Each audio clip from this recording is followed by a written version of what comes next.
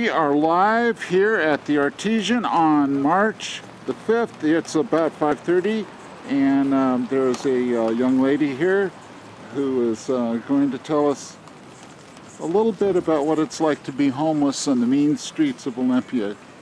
So do you have a street name or a name you want to share with us? I used to have a street name, but it's Monica. Monica. Well, hi Monica. What can you tell us? How old are you? I'm 22. 22 years old. How long have you been homeless?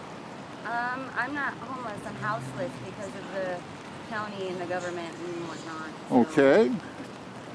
So what can you tell us? Do you have friends that are homeless? I have lots of friends that are houseless. Okay. Okay. You're distinguishing between houseless and homeless. What is Homeless that about? It's just a way of dignifying like rats, I guess, and I don't consider any of us rats. We are humans as well. Uh-huh. So you feel that there's begun to be a very negative stigma associated with the term homeless? Well, 13 months ago I went to Thurston County for robbery. Mm-hmm. Had a house. I was living it up, you know, and all the street kids were coming to my place. Well, I got involved with the wrong dude. Anyway, and now that I'm back, the streets are just strung out. Honestly, on meth and heroin, like it's not.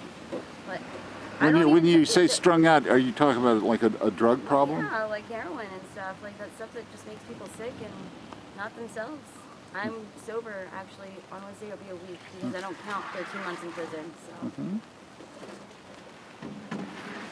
So, do you have any advice for listeners as to what you'd like to see when we're talking about the issue of people that don't have a house to live in? We need funding, and we need a place to put our heads at night. Because I don't know if you can tell, but it's pretty cloudy and rainy, and I'm wet, and there's a lot of people that are inside right now, warm and toasty, and I want to go roast marshmallows on a fireplace stove as well. How do you feel about the issue of the homeless being criminalized for sleeping on city property? I guarantee if we had a spot to go, people wouldn't be strung out on heroin and meth because drugs just kind of make you forget what you're doing. And it's it's nicer to not, feel anything and to pretend like you're warm when you're not.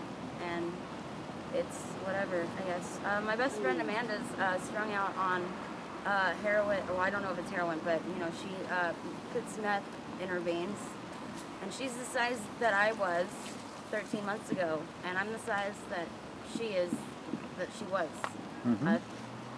So just think of someone that's really, really skinny, strung out 13 months ago, and then someone that's not, and then just switch it, and then I don't know if that makes sense or not. There's going to be a city council meeting tonight at I guess 7 o'clock. If you sign up on the list by 6:30, between 6:30 and 7, you'll have the opportunity to talk to the city council. You know, if I'm not there, it's probably because I actually have a great guy in my life.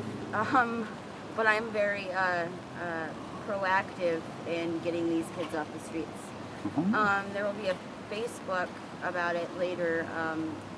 You can add me if you want. I'm sure my name is going to be like all over the newspapers or something. Well, but if you guys want to walk for like homeless, that'd be awesome because even, you know, a smile is worth $1 million.